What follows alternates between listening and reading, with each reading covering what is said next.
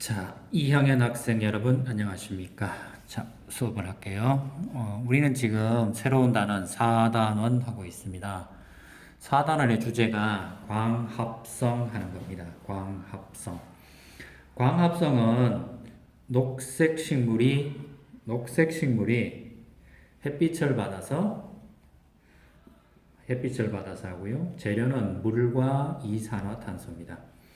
물과 이산화탄소를 원료로 해서 에너지는 햇빛이고요. 그래서 영양분을 만들어냅니다. 기본적으로 만드는 것은 당분이라고 그러죠. 당분 또는 이럽니다. 그럼 이 광합성에 필요한 물질이 뭐가 있는지 한번 우리 찾아볼게요. 제가 준비한 게 있으니까 좀 보도록 할게요. 광합성을 제일 먼저 이렇게 체계적으로 연구했던 사람은 누굽니까? 헬몬트라는 사람이에요. 네덜란드의 과학자고요. 네덜란드의 과학자입니다. 헬몬트라는 사람이에요. 헬몬트라는 사람인데 이 헬몬트라는 사람은 광합성의 주 재료가 물이다라고 했던 사람입니다. 그래서 이거 처음으로 광합성을 주제했었어요. 그 전에 사람들은 물이 필요하다는 건 아는데 물이 얼만큼 필요한지 또는 뭐 어떤 사람들은 식물은 흙을 먹고 자란다 뭐 이런 소리도 해댔습니다. 하지만 이 사람 식물을 연구의 조사에 따르면 식물은 대부분 뭘로 되어 있습니까? 물이 필요하죠. 그래서 식물이랍니다. 그리고 식물하고 동물하고 구별할 필요가 있습니다. 식물은 자신이 필요한 에너지를 만들었으면 식물이라 그러고요.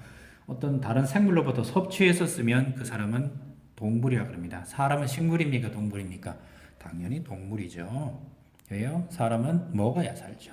그래서 이런 말을 합니다. 또 볼게요. 광합성 제일 먼저 했던 사람이 제가 헬몬트라 그랬죠. 헬몬트는 버드나무를 갖다 놓고요. 심었어요. 한 5년 뒤에 키웠더니 버드나무의 무게가 총 얼마가 됐습니까? 2.75kg이 약 76kg가 됐죠. 76.74kg이 됐어요. 그럼 굉장히 많이 늘어났는데 흙은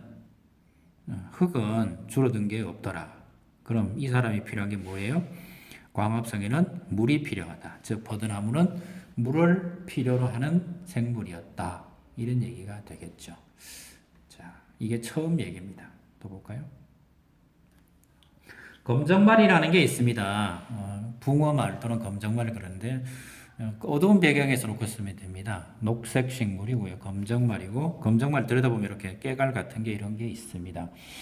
이건 뭐 하자는 겁니까? 광합성에는 물 말고 다른 건 없을까라고 하려고 이 검정말, 물풀을 가지고 왔습니다. 이 검정말이라는 있습니다. 수초입니다. 전 개인적으로 이 검정말을 아주 좋아합니다. 자연 상태가 저렇게 초록색은 아니고 약간 검은색을 띱니다. 그리고 이렇게 데친다 그러나요? 미역도 한번 데쳐 나오면 녹색이 되죠. 안 데칠 때는 뭐가 있는데요. 안 데칠 때는 약간 검은색을 띄어요. 미역이. 데쳐야 됩니다. 데친다는 얘기는 뭐 합니까? 생각 한번 해보시고요. 단백질이 붙어 있어서 색깔이 그렇습니다. 게도 그렇죠. 게는 등딱지가 약간 푸른색인데 데친다. 뜨거운 물에 들어갔다 나오면 빨개지죠. 본래 뭐 그런 겁니다.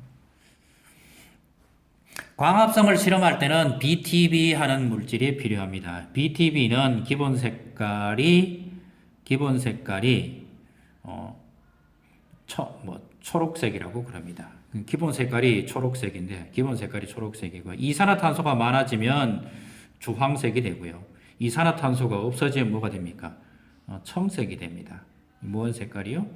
BTB라는 색깔이. 그럼 이산화탄소가 있고 그럼 뭘로 하겠다? 검정말이라는 걸 가지고 실험을 하겠다 이런 얘기죠. 그리고 옆에 있는 사진에도 검정말을 이렇게 넣고요. 뚜껑을 다 닫아주는 게 좋습니다. 닫아주고 나면 좋죠. 주황색이 있고 이렇게 색깔이 약간 다르죠. 그래서 결론을 내보면 뭡니까? 광합성이라는 거는 여기 주제가 누굽니까? 이 녹색 식물입니다. 뭘 가지고 합니까? 빛을 가지고 하죠. 그래서 반드시 뭐라 그럽니까? 식물이 필요하고요. CO2, 이산화탄소와 물 가지고 합니다. 여기는 반드시 누가 필요해요? 햇빛이 필요하겠죠. 그래서 여기에 뭘 만들어내요? 영양분을 만들죠. 당이라 그러죠. 당, 포도당 같은 당을 만들고 그 다음에 나머지로 남는 게 뭐예요? 산소가 있죠. 자, 이런 얘기입니다. 그래서 물과 이산화탄소 그리고 녹색 식물의 엽록체가 필요하고요. 엽록체가 누구에게 있습니까? 식물에게 있겠죠. 그래서 광합성 그러면 이렇게 씁니다. 이산화탄소, 물, 햇빛을 에너지원으로 영양분을 만드는 것 이렇게 부릅니다. 이걸 뭐라 그런다고요? 광합성 이렇게 부릅니다. 식물은 필요한 영양분은 자신이 필요한 영양분을 물, 이산화탄소, 엽록체 이용해서 만들 수 있습니다. 이걸 뭐라 그럽니까? 뭐라 그래요? 광합성 이래되죠. 빛이 있을 때 식물은 광합성을 하고요. 빛이 없으면 광합성을 하는 게 아니고 호흡. 왜? 식물도 살아서 죽었어요? 살아있죠. 살아있는 녀석은 모든 녀석들은 다 호흡을 합니다. 그럼 빛이 있을 때도 호흡을 합니까? 합니다. 그럼 광합성 양이 많아서 호흡을 안 하는 것 같이 보일 뿐입니다. 지금 교과서 126쪽 얘기하고 있습니다. 교과서 126쪽 얘기하고 있습니다. 다음 볼게요.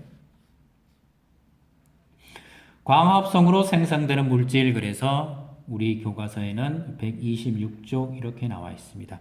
연소나 호흡은 같은 겁니다. 연소는 연료를 누구랑 붙여서요? 산소랑 붙이면 에너지가 나오고요. CO2 그래서 이산화탄소가 나오고 물이 나옵니다. 이 똑같습니다. 호흡은 생물체나 식물이나 동물이 하는데 연료 대신에 당인분이라고 그러죠. 당분이 산소랑 만나면 똑같습니다. 에너지 나오고 CO2 나와요. 그리고 물 나옵니다. 연료는 탄다. 연소는 뭐가 됩니까? 이 연료가 타는 거는 빠르게 진행되겠죠. 이거 호흡은 어떻게 됩니까? 천천히. 기본 개념은 똑같습니다. 이산화탄소와 물이 생깁니다. 뭐예요 이게?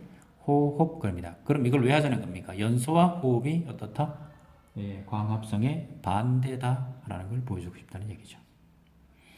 그리고 우리 교과서에는 무슨 얘기가 있습니까? 이 교과서에는 산소가 있는지 모르지만 광합성이 하면 뭐가 만들어진다? 산소가 만들어진다는 걸 보여주는 실험이 프리스틴입니다. 산소가 만들어진다. 병 안에 촛불을 넣으면 꺼집니다. 근데 거기에다가 계속 집어넣으면 어떻게 됩니까? 식물이 하나 있으면 빛이 계속 타겠죠. 이거 뭡니까? 타기 위해서 뭐가 필요해요? 연소를 하기 위해서 뭐가 필요해요? 산소가 필요하죠. 쥐가 살기 위해서 뭐가 필요해요? 예, 식물, 산소가 필요하죠. 그럼 광합성에서는 뭐가 만들어진다? 산소가 만들어진다 하는 걸 보여주는 겁니다. 똑같습니다. 인겐호스 광합성을 하면 산소가 만들어진다. 광합성을 하면 뭐가 만들어진다? 산소가 만들어진다. 인겐호스라는 사람이 광합성을 하면 산소가 만들어진다를 발견한 사람입니다. 우리 교과서에는 이런 사람 이름은 없죠. 광합성은 누가 만들어져요? 산소가 만들어집니다. 광합성은 정리하면 이겁니다. 햇빛이 필요하고요. 물과 이산화탄소, 포도당, 산소가 나오는 거 햇빛입니다. 이 나오는 건 누굽니까? 산소가 나오면 이게 대기 중에서 우리가 숨을 쉬는 거겠죠. 자, 또 다른 볼게요. 엽록체는 이렇게 생겨 먹었습니다. 다닥다닥 붙어 있는 게 다 엽록체고요. 요 육각형 모양의 요거는 뭡니까? 세포입니다. 엽록체는 여기 들어 있는 요런 색소가 다 엽록체입니다. 자, 또 다음 얘기할게요. 광합성과 호흡은 서로 진행되는 게 반대입니다. 이거는 주로 언제 일어납니까? 낮에 일어나겠고요. 이거는 언제 주로 일어납니까? 24시간 일어납니다. 그러면 낮에는 호흡량보다 광합성 양이 절대적으로 큽니다. 밤이 되면 반대가 되겠죠. 네. 이런 겁니다. 그래서 낮에는 호흡합니까? 합니다. 근데 광합성 양이 워낙 크다 보니까 이산화탄소가 배출이 안 될 뿐이죠. 자, 이게 우리 교과서 126쪽, 127쪽까지 하고 있는 내용입니다. 다시 정리하면 녹색 식물이 물과 이산화탄소를 가지고 영양분을 만드는 걸 광합성이라고 그럽니다. 자, 여기까지 하고요. 증산작용은 또 다음 시간에 하도록 하겠습니다. 이상입니다.